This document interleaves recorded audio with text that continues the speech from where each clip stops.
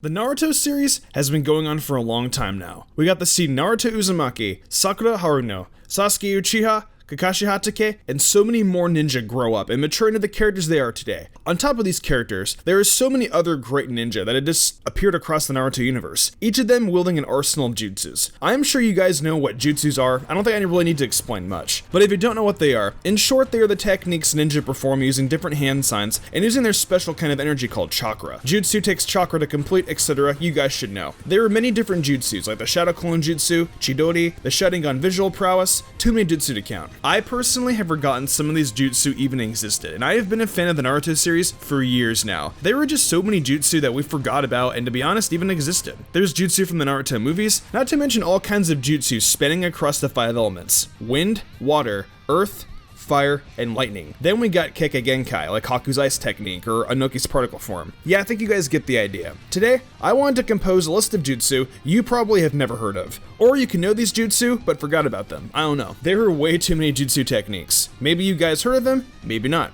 I will say you probably know more of these than I do. So that being said, let's hop right into it.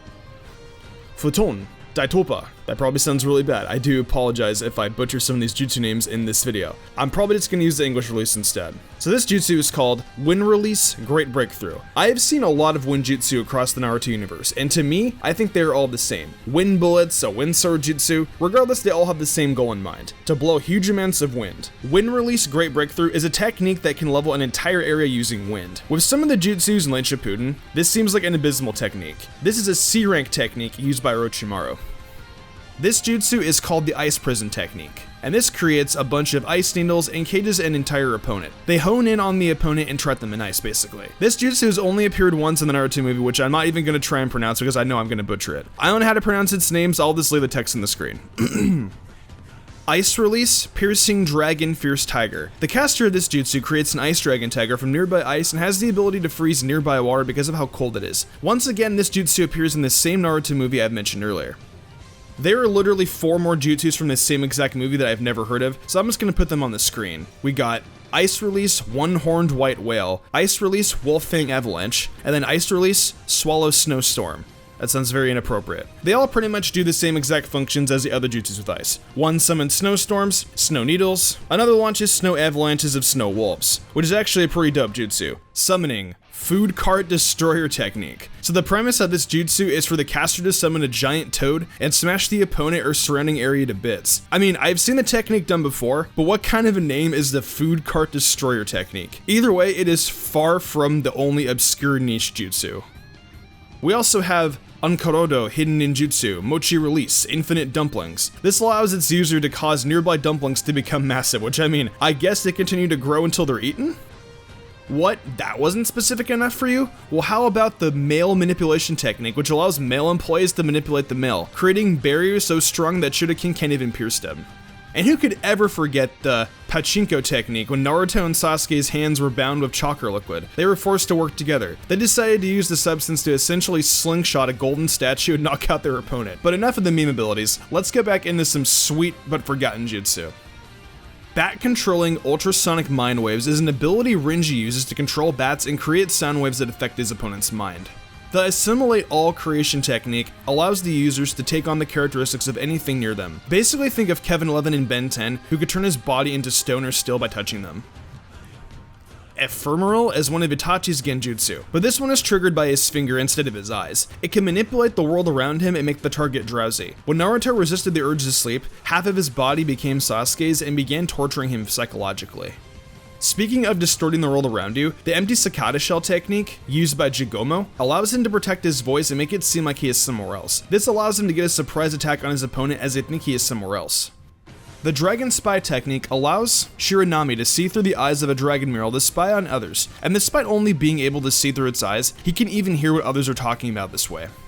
Early in the Chunin exams, we saw some sound ninja. One of them, named Zaku, had a skill called Dissipating Airwaves, which gathered chakra in his arms that get pushed through holes in his palms. This forces out an airwave and loud sound waves that pierce his opponent's ears. It can shatter stones, repel projectiles, soften the ground, or knock people down. As he gets further away, it becomes weaker. However, he can use both hands together and amplify things to become even more dangerous.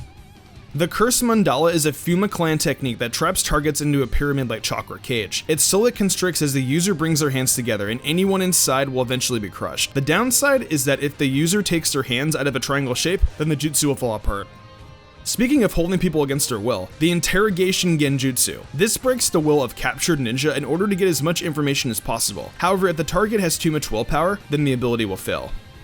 Of course, there are easier ways to get information. Just ask the Anbu and their time reversal technique. It's a form of hypnosis that allows targets to remember forgotten memories. This too has a downside, as the target keeps their personality. So for example, if you ask Naruto about something, he might be distracted by ramen. And that brings us to sum up the last three, and my personal favorite forgotten ninjutsus. Firstly, we have Limelight. This is a lightning-based ability that uses 4 ninjas standing in cardinal directions. A large chain of lightning chakra connects them, and a massive stream of electricity forms into a ball of energy above them. This is powerful enough to incinerate everything in the area between the users. It's probably one of the coolest on this list, and if you have 3 friends, it's one of the strongest for sure. My second favorite has to go to the welcoming approach, 1,000 Armed Murder Jutsu. This is the ultimate skill of the ninja monks of the Fire Temple, and requires a special gift of the Hermit Grip chakra. When the user takes a specific stance, this summons the 1,000 Armed Cannon. This basically turns him into Netero in his fight against Moriam, as the spirit uses its 1,000 fists to destroy anything in front of it. Finally, my favorite and the most underrated forgotten ability has to be Whack-A-Mole Jutsu. Toby dives into the ground and pops up in front of everyone before whacking them with a stick. How could we not have known that Toby would be an endgame boss, when this so clearly put every other jutsu in this series to shame? Well, those are the jutsu I think you guys may have forgotten or never heard of. I hope you guys did enjoy. If you knew some of these, let me know in the comments below, and let me know some other jutsu you may have forgotten about or never heard of. Until then though, I hope you guys are enjoying the 31 days of anime here on Mystic Sage. And with that being said, I will see you tomorrow.